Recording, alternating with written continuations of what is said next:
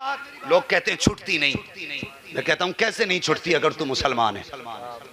तेरे घर में जो शराब है वो ज्यादा वीआईपी है या जो सहाबा इकराम के घड़ों में रखी थी वो ज्यादा वीआईपी थी?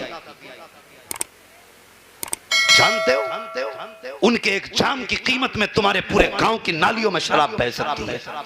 इतनी कीमती शराबें थी कब, जब इसकी हुर्मत का हुक्म नहीं आया था। लेकिन जब हुक्म हुआ शराब हराम कर दी गई है, मुसलमानों ना, हुजूर ने कहा शराब हराम कर दी गई है, तो जिनके हाथों में जाम थे उन्होंने जाम तोड़ दिए, जिनके होठों तक थे उन्होंने वहीं से फेंक दिए, जिनके मुंह के अंदर थे हलक में लेकर नहीं गए कुल्ली कर दी, जिनके घड़ों में रखी थी उन्होंने मटके के मटके लाके रोडों पे तोड़े। तो जो काफिर थे उन्होंने कहा ये क्या कर रहे हो? कहा हमारे हुजूर ने इसे आज हराम कह दिया है इसलिए हम फेंक रहे हैं। तो बेदीनों ने कहा था फेंकने की जरूरत क्या थी, ये तो कीमती शराब थी, इसे तो कम से कम बेच के पैसे कमा लेते। तो सहाबा ने कहा था तुम नहीं जानते हो हम हुजूर से जान से ज्यादा प्यार करते हैं। जिसे मुस्तफा कहते हैं ये मुझे पसंद नहीं है, वो सहाबा कहते हैं हमें भी वो चीज कुतान पसंद नहीं है। वाह वाह वाह वाह, हक। तू कैसे कहता छुटती नहीं? और जरा सोच, वो अल्लाह के बंदे दिमाग से सोच, तू माँ के शिकम में था? सब माँ के शिकम से पैदा हुए ना, तो बोल क्यों नहीं रहे? कोई पेड़ पे से थोड़ी टपका है। तुम माँ के शिकम में थे, पूछो इन उलमा से, तो तुम्हारे जिस्म की नशो नुमा खून से हो रही थी, वो खून नापाक था। बताओ वो खून मुंह के जरिए गया? नहीं, वो नाफ के जरिए शिकम में डाला गया। वो नाफ जब बच्चे के पैदा होने के वक्त काटी जाती है, वो नापाक खून उसी नाफ के जरिए तुम्हारे जिस्म में पहुंचाया गया।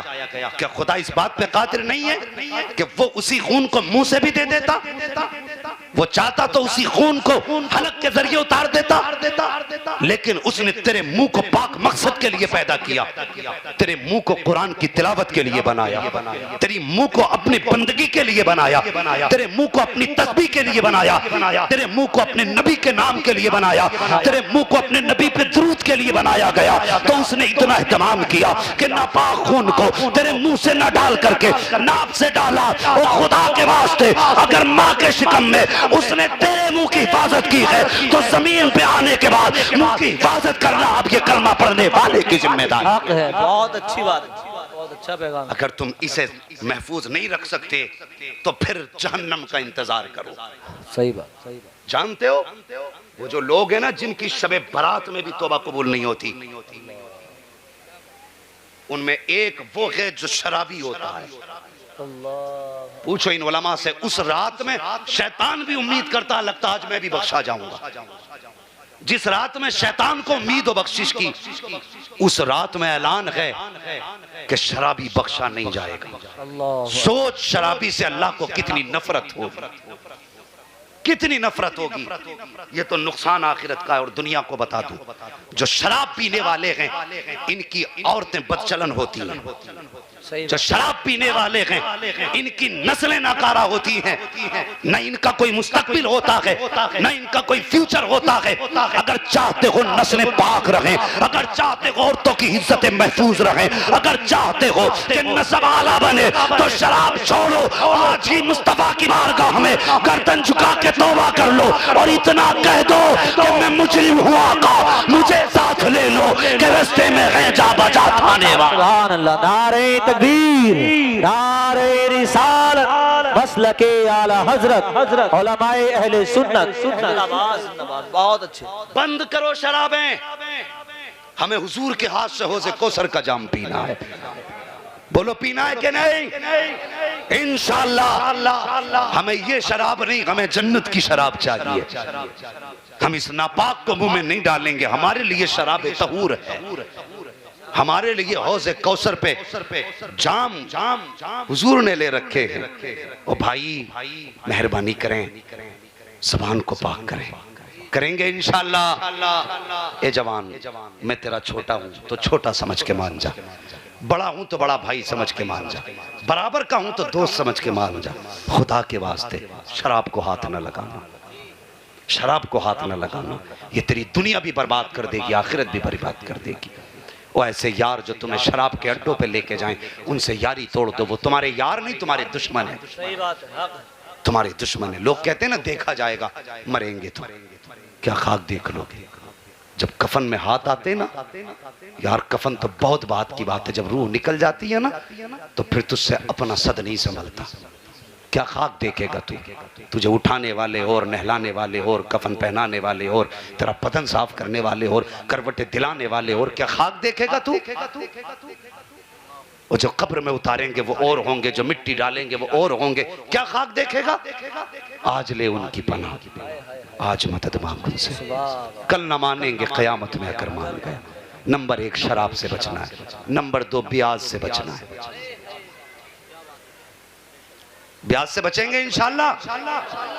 है कोई फाइनेंस के नाम पे खा रहा है, कोई बिजनेस के नाम पे लूट रहा है, सब चल रही है धवाधम हलक के अंदर। भाई हलाल रोजी खिला। किसान लोगों ना, खेत में काम करने वाले लोग हैं, कितने लोग खेत में काम करते हैं, जरा हाथ उठा के बता दे माशाल्लाह। अल्लाह सलामत रखे, अल्लाह खुश रखे। भाई ये मौलाना लोगों, आप जरा हाथ नीचे कर लो, आप नहीं करते हो काम। हाँ, हाथ जब भी उठाया करो ना थोड़ा सा जरा सच्चाई के साथ। अगर अभी कह दूं अम्मा से कितना प्यार करते हैं तो सब दोनों उठा देंगे, भले ही अम्मा से लड़के आया हो। तो मैं उन चीजों पे हाथ नहीं उठवाता जिस पे आदमी झूठा उठाने पे फख्र करे। मैंने सिर्फ खेत के बारे में पूछा, मैं जानना चाहता था कितने लोग खेत वाले हैं, ताकि मैं आपके हिसाब से मिसाल दे सकूं। हाँ सब है ना, आप जानते हैं। अगर आपने गेहूं लगाया और उसके अंदर कोई मर्ज लग गया, गेहूं पीला पड़ने लगा, आप गए दवा अपनी मर्जी से लेकर के आए, दवा मिल गई गलत, आपने वो लाके डाल दी खेत में, गेहूं बढ़ेगा कि खत्म हो जाएगा? क्या होगा गेहूं का? मतलब ये कि फसल में अगर गलत दवा डालो तो फसल खराब हो जाती है। यही तो कहना चाह रहे हैं आप लोग।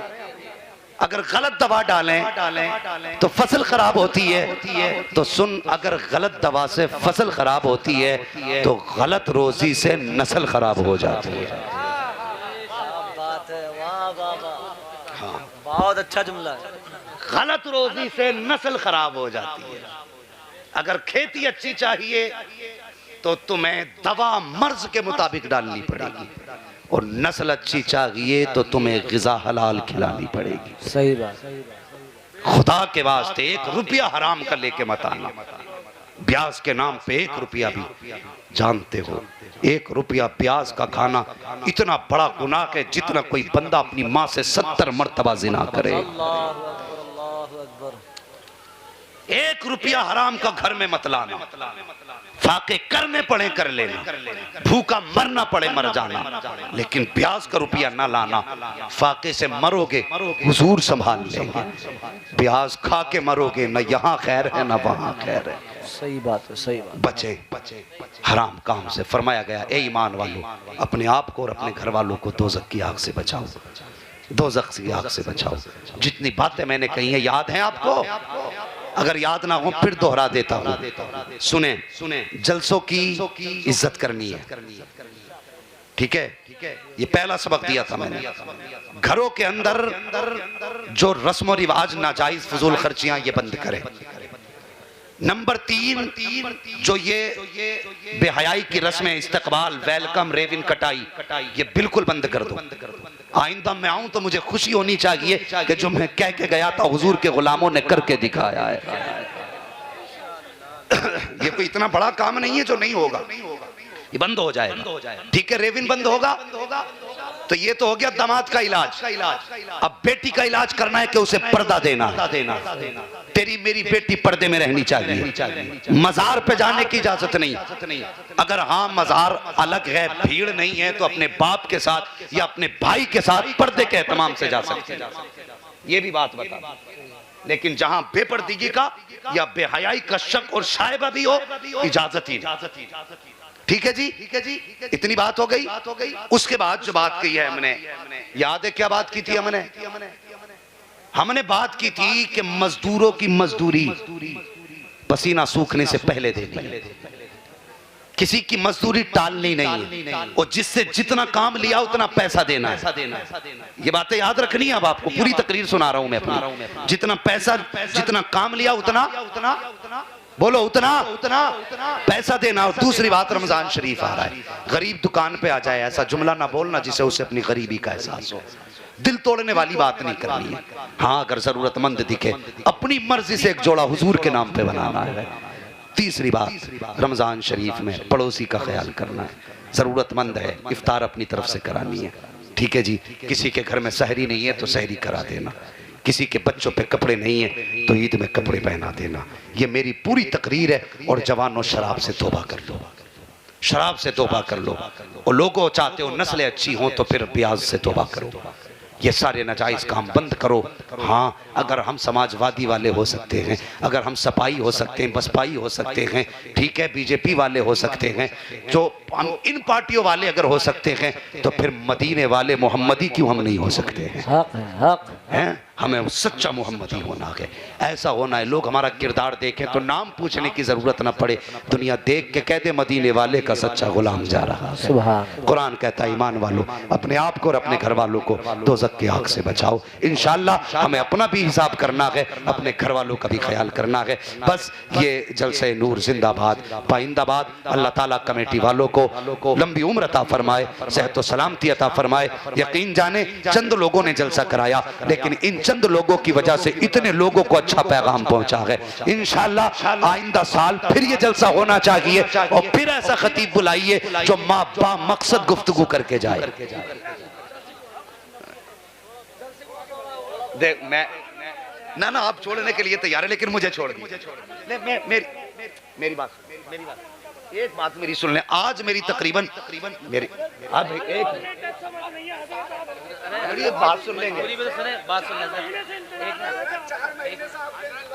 बस मैंने आपकी बात सुन ली, अब मेरी एक बात सुन लेंगे थोड़ी सी। ए भाई जरा बैठे, एक मिनट बैठ, बस एक बात सुन ले। आज तकरीबन मेरी ये 62वीं तकरीर है नॉन स्टॉप, बिला नागा। मैं इतना थक चुका हूं कि आराम चाहता हूं। ये आपकी मोहब्बत है। मेरा इरादा 1 घंटा बोलने का था, लेकिन जब आप लोगों का जज्बा और प्यार देखा, मैंने खुद आधा घंटा बढ़ा दिया है, आधा घंटा बढ़ा दिया। अगर आपने 4 महीने इंतजार किया है तो खुदा की कसम हमने भी बड़े लंबे लंबे सफर करके आपके यहाँ पहुंचे ना। मेहरबानी करें, देखिए मैं इतना थक चुका हूं कि मैं बस मजबूर ना करें, मैं बोल देता, मुझे कोई दिक्कत ना थी बोलने में। इंशाल्लाह कभी फिर आऊंगा ना तो बाकी गुफ्तगू कर जाऊंगा। और ये देखिए, एक ही वक्त में सारी बीमारियों का इलाज नहीं हो सकता है। हाँ, सारी बीमारियों का इलाज नहीं हो सकता। आप अस्पताल भी जाएंगे ना तो देखेंगे दिमाग का डॉक्टर अलग होता है, दिल का अलग होता है, फेफड़ों का अलग होता है, गुर्दों का अलग होता है। और अगर ऑलराउंडर भी होना तो पहले दिमाग का करेगा, फिर गुर्दों का करेगा, फिर दिल का करेगा, अलग अलग इलाज करके पूरा मरीज ठीक कर देता है। ठीक है जी, तो बस मैं माजरत चाहता हूँ, जो हुए अगलात उनको माफ फरमाए रब्बे कायनात। जिंदगी ने दिया साथ तो फिर होगी मुलाकात, चमन रहा फूल खिलेंगे, जिंदगी रही फिर मिलेंगे। मुसाफिर हैं हम भी, मुसाफिर हो तुम भी, किसी मोड़ पर फिर मुलाकात होगी। फकीरान आए सदा कर चले, सदा खुश रहो, ये दुआ कर चले। सारे लोग कलमा शरीफ पढ़ लीजिए, ला इलाहा इल्लल्लाह मुहम्मदुर रसूलुल्लाह। ये जलसा नूर जिंदाबाद, ये बस्ती पाइंदाबाद। अस्सलामु अलैकुम व रहमतुल्लाहि व बरकातहू। साहब भाई 2 शेर जरा पढ़ दे, ख्वाहिश है लोगों की। बैठे रहिए भाई, साहब भाई को सुन ले, मैं भी सुनता हूँ।